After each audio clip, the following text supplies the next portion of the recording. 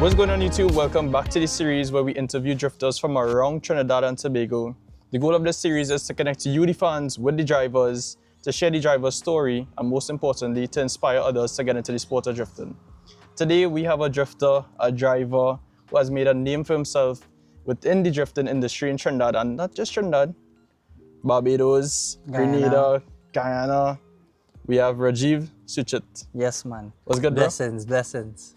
Don't know. So before we even get into the details of the interview, give the audience like a small introduction of yourself. What do you drive? How old are you? Where you're from? Okay, well, I'm Rajive Suchit. I'm a Pro 1 drifter, Trinidad and Tobago. I drive a S13.5, meaning a S13 with a S15 front. I convert it to be a little more unique, a little different from everybody else. The car is powered by a GZ engine. So it's a Nissan car with a GZ engine. You're right. And the car suspension is wise fab in the front. It have GTR back end. In the car, R154 management. The car is tuned on 600 horsepower at 510 torque. Right now, I'm basically, is it? So, all right. So which part are you from, by the way? Oh, Which part we is right now? South. And if it is you didn't know, the nickname is King of the South. King of the South, yes. So So that's why how you get that name, by the way? Before we even get into anything else. Basically, the name I watch plenty series. Right. So I watch Queen of the South. As you know Queen of the South? I don't even think I've ever seen Right. that. Well, we'll look for the series tonight. Right. So Queen of the South is something that I was watching. I say, you know what? Hey, click to me. I live in South, but I put it as King of the South. I might as well. So I did that, and it does stick. Yeah, because And it's a unique name. It is. I think it resonates within a lot of people, and the name really stick. Yeah, the name really stick. And as a person, not just have the name, I do the driving, I do the work. You represent. I represent, I put in the work. I'm doing it a while. Correct. Yeah. So let's dive into the interview a bit more. Before we get into the whole drifting, before we get into the cars and thing, I want people to understand who Rajive is. So what was life like growing up for you? It was all kind of stuff. Like, we've been around cars, motor cars, and everything from day one. Yeah. We stem from, born and grew up in San Fernando, and we moved to down Debe here now. We're by Alupay and Doubles, and we basically had a foreign use place and parts place. Yeah. We stem from that. My grandfather owned a parts place on Superior Street. And basically, we always into motor car, me and my brother. And then from that, my dad loved cars as well. So he bought his 120Y. There's this car behind me here. Right. That's his first car ever. And he used to carry to whatever ride through since we're small. And this car had real side draft and everything. Like, it was a full rally car with all the lights on them in front. The 4 lights on it. Yeah, all that the car had in it. So basically, he used to carry us to school with this car. Right. So people used to know when me and my brother going to school. That's how loud the car was. Yeah. So we stem from that. We always in cars. We always are around cars. So basically, that was my whole livelihood. So from even the beginning, Yeah. Cars was just something you all were into from then. Yeah. All the way to now. So obviously there's different branches of motorsports in Trinidad. There's rally, there's drags, there's circuit racing. What really got you interested into the drifting? Honestly, I have a Evo 3. My dad bought that for me when I was like 15, 17 years. Yeah. And I built up that car to drag. But when I done finish build the car to drag, I get introduced into drifting. I saw two of my partners actually, come right here by us to check we. And the man just pull off two sides. The two cars just going two sides. So I say, what kind of mad thing is this? Never see that before. Yeah. After that, I say, yeah, boy, I had to get in that. And that's Bob, Rasta Bob. He will know himself. And from that, then it had an event in Pier 2 and another event in Chaguanas. Right. Where I see Kerry and Jody Ali. Them was the two drivers that basically it start from. The two guys, right? And I went for a ride in Jody car, and this thing feel real nice. I like it. I said, nah, but I had to get myself in that. Yeah. Boom shot, I come home, I tell my brother, I say, hey, let me organize and let me buy the S13 or something. Yeah. So said, so done. I see a S13, I like it. I offer the man a money for it. I buy it. And from that, I started drive car. So S13. that would have been the S13 that had the colorful wrap and thing on it back in the day. Yes, yeah. Right, I remember seeing that car swinging all over the place. Yeah, in and a lot of events. that car was powered by RB, you know? RB 25 I had in that car. Serious? Mm-hmm. All right. So, all right, at that point you knew you wanted to get into drifting, and around what time or what age you really started? Like competing. Yeah. Well, I started when I started drive that 180, and that was a legal car for the road. So when I started realize that, hey, again, better at this sport, and I want to be better at this sport, I say I can't drive on the road again. I said, let me forget that, and I go in and build up a fresh shell where I could just compete alone and carry the car outside and do these sorts of things. So I say, you know what, let me build up this car. Yeah. And I build up this car, I end up selling that car, and I stick with this car. So mostly this car is for track only. Yeah. Yeah. So before we even dive into like the specifics of the chassis, the engine setup, the car and thing, I remember seeing Rajive in a couple Trinidad music videos. Me never heard a shot wine in your belly like soca. Kill them and laugh like When Thanos ready, everybody daddy. One snap on the kill tech. Pussy no aircraft. Yes sir. Yes sir. Keep up dog. Fuck bitch, we love vibe, we love flags. Man a bang a man a... Here and there with Toppy Boss. We see one with I think it was Skeng and Plumpy Boss, I think it was. How that link even happen? Well, I link with everybody. So it is like one order. I not, you know, I like to do all kind of things, like different things. So music video is something that you put drifting into, and basically we want this sport to grow, right? Yeah. And me and these fellas have a good relationship from day one. So I link with plenty of the artists in Trinidad and Tobago. Yeah. So once I do one for you, I do one for you, well, that is a day. Yeah. Everybody wanna do a video too, and they just like it because it's something like a flavor in a video, you know? My recent one was only 2 weeks ago, you know, with Ravi B. Yeah? Serious? Ravi B video. It just dropped on YouTube just the other day. Yeah, I did for Naila Blackman, I did for Ravi B, I did for Jelano, I did for plenty people. Russian from Jamaica, First Class, down here. I did a lot. Yeah, because I've been seeing Rajive popping up in a lot of music videos. I was like, wait, there's a real good connection. And these guys who is artists too, you remember the whole industry is about music. Yeah. And doing the videos and stuff. Them knows nothing about drifting and yeah, correct. So when them see this car or they see this car spin, them mind blowing, you know, it's like first time in their life they see True. that. So I try to expose this sport into and tapping into everybody's sport, basically, and everybody's stuff. Correct, because I think grow this sport. a lot of their audience as well probably didn't even know about drifting up until they saw it in their music videos. Yeah, they didn't even know this is take place in Trinidad and Tobago. Yeah, they don't know. But yeah, I think that was a really good move. Doing the drifting in a lot of those videos as well too. Yeah. You know? That was a good move. All right, so let me get into the specifics of what you drive. Earlier when you mentioned is the S13.5. So why the S13, why the 15 front? Because in Japan and stuff, they do more 180 with a S15 front.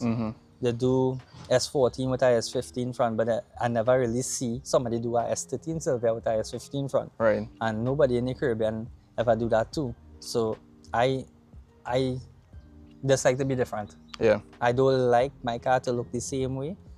So I always wrap over my car and change the look of the car, and I always change how it looks. Yeah. I just like to be different. If I know one of my partner or somebody going and paint the car in this green right now, I change this color.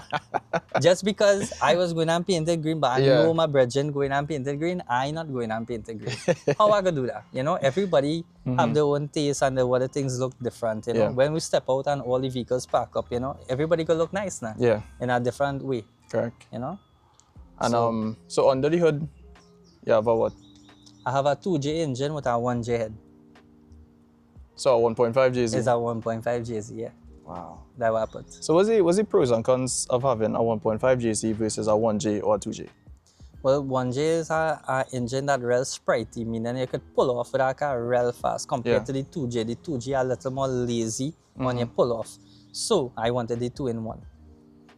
Same thing. Right. So I have a 2J bottom where the top power going and stay high. Yeah. And then the 1J head, it port out and everything and have cam. So it will give you more sprite. So my pull off will be fast. Right. So is You it know? is it is it that the airflow in the 1J head is just better than the 2J or something? Yeah.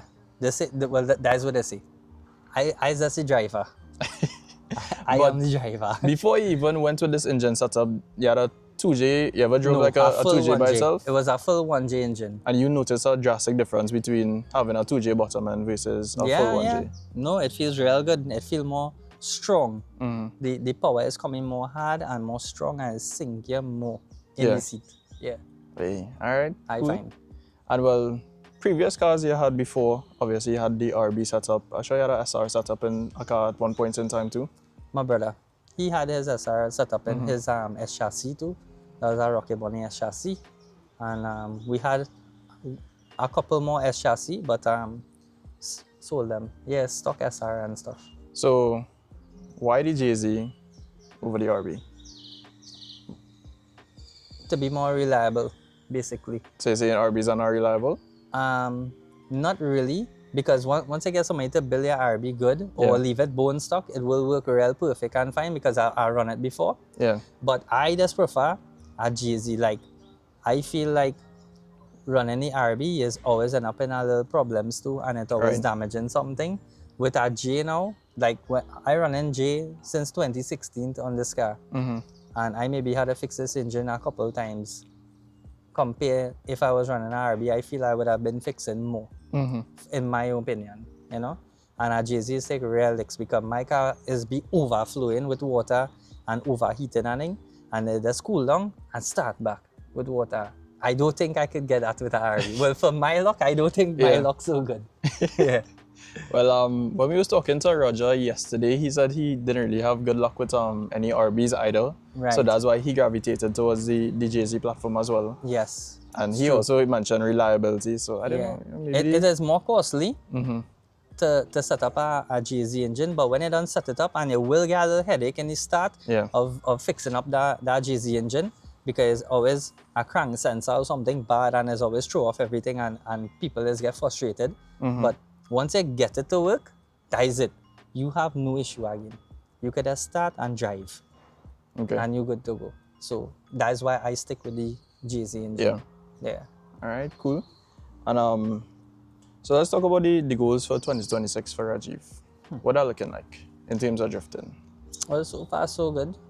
Everything shaping good, meaning that basically focusing more on outside than inside. So meaning we driving so long in Trinidad and Tobago, we want to expand. We want to really be outside, and so far we get the opportunity to reach Guyana. We go on Grenada, and now we go on Barbados. So Yeah. I don't know what's the next step, but we're looking to see where's the best option right now and who have the best option to go to now. Yeah. Yeah. But is there a particular country you would want to go to? Well, I know I want to go Jamaica. Jamaica? Yeah, and I keep saying it, so I think it will happen soon. Yeah. Because a lot of people reach out to me Yeah. from Jamaica and they want me to come across, and it's just a matter of time right now. Yeah. So I just waiting. But it seems like we're going up the island, so eventually go end up there. Yeah. And then the US. Yeah, because there's the furthest place in the Caribbean, Jamaica, to Yeah, travel. that's the last point, So it costs plenty money to reach there. It will cost a little less to reach in these countries around us right there. Yeah. But Jamaica is the furthest away. So, yeah. All right, cool. So, besides the goals of drifting outside of the Caribbean, well, in the Caribbean, sorry, outside of Trinidad, what other goals you have lined up? Is it to get this car to another level that you have in mind, or? So far, I think the car reached a stage where it is not much to really do Yeah. into the car, because all I could basically do is upgrade the stuff that I already have, because it have everything you could think about Yeah. for me to use as the drift now. Yeah. It have double calipers in the back, it have the handbrake set up, it have wise fab in the front, It have a good engine and gearbox. So it have basically everything you need to make the drive, to do Yeah. the drive. So anything more than that will just be upgrading to something better will come out. Yeah. You know? Correct. Okay. Cool. So let's talk personal business for a little bit. So we know drifting is an expensive sport to get into, especially if it is you're not doing it with sponsors behind you. Right. What does it cost to build a drift car to this level? And what is a typical track day cost for you? But building a drift car to a Pro 1 spec like this, Yeah, to this level. to this level, you have to cater maybe about 400,000. 400. Yeah, cater yourself about that. To make it in this level here. Now you could. It depends on where you want to go, like Yeah. where you want to do. Remember, everybody start from scratch, from the ground, right? So if you leave in your car stock and you put a management and you put some little injectors and stuff and you make the car about 300, 350, it will be reliable, it will be safe, it will be losing less tire, less gas, so less wear and tear. So the car will be more efficient and your Yeah. budget will be low. Right. But when you have it high like this now, your budget is be very high because you just need plenty gas, you just need plenty tires. Then if something break down and need fixing, there's plenty money to fix it. And yeah, basically, All right. So a ballpark figure about 400,000, you would say. yeah. So, and track days. What a typical track day would cost or look like for you? For me, with this car, Yeah. without sponsors, I will need to have about 4 PLR gas, race gas. I'll need about 5 pairs of tire. So that's 10 tire. 10 tires. 10 tire, 4 PLR race gas, and definitely you have to change your oil and filter before you go to run. Yeah. You have to buy plugs. That's it basically. That's the major stuff they need, you know, unless you encounter something wrong with the car and need Yeah. fixing. So your basic cost or record fee, all these things you have to pay for Yeah. to carry your car up the road because you don't drive on the road. Basically cater between the $6,000 to $8,000 Yeah. around Per there. event. Per event, yeah. And then you have to pay to register your car on the day of the event, Right. pay for tent. So everything is add up. Then if somebody going to, you have to pay for them, of course. Wow. So it's a lot. Yeah, for hobby. It clearly is for a hobby. For hobby. And well, you mentioned sponsors earlier on as well too. So what sponsors you currently have that support your drift program? Right now, well, I have my TSW, that is Team Speedway, that is Mr. Frankie Bojam. Yeah. Shout out to Right. Zachary. Don't know. So that's one of my main sponsor right now, a title sponsor. I have Motul and VP Racing. I have my Wheel Wizard for all my tires. That's my main sponsors. In the Suchit Driving School is us. Without us doing our job, Yeah. we could never own something like this for a hobby. Correct. Right? And then our Glenn's Alignment. That's my father-in-law. Check back everything, make sure it's good before we run. We have Bob Performance. I have Rat R&R Performance. That's Yeah. the mechanics on them. I have Kingston. Yes, I have Kingston 12 for all my parts. I have As a tech point. I have my tech point here. I Yeah. can't forget my tuner. My tuner is one of the baddest tuner in the Caribbean here. And I have my graphics man, Riaz Ali, Right. for putting this nice thing here together for me. All right. Cool. Yeah. That is most. I drew that concept. Yeah. That's our next photographer. I'm a boy. All right. Cool. So you mentioned the driving school. That would be your personal business, right? Yes. So tell us a bit of backstory on that. Where did that even start from? That started from my grandfather. So my grandfather owned the parts place. Plus, he had his driving school. Plus, he used to buy and sell cars and stuff. Yeah. So it stemmed from him. He owned his driving school, and then he passed it on to my dad. And then from my dad, it went to my brother and me. Yeah. And so that is basically 80 years to nearly 100 years old. Yeah. Existence, the business. So we always keep it. We keep it, you know. So that's what you currently do right now. Yes, we teach people to drive. So I could teach people to drive very slow, to make sure they do everything correct, and even test and make sure everything is on point. So I know how to drive very slow, and then I know how to drive very fast. So if it is anybody that reach out to you, it will be more of what you was On mentioning social to media, me. yeah. Social media, Facebook or Instagram, you can message me if you want to learn to drive. Yeah. Or well, anything to do in license office as matter of fact, you know? Yeah.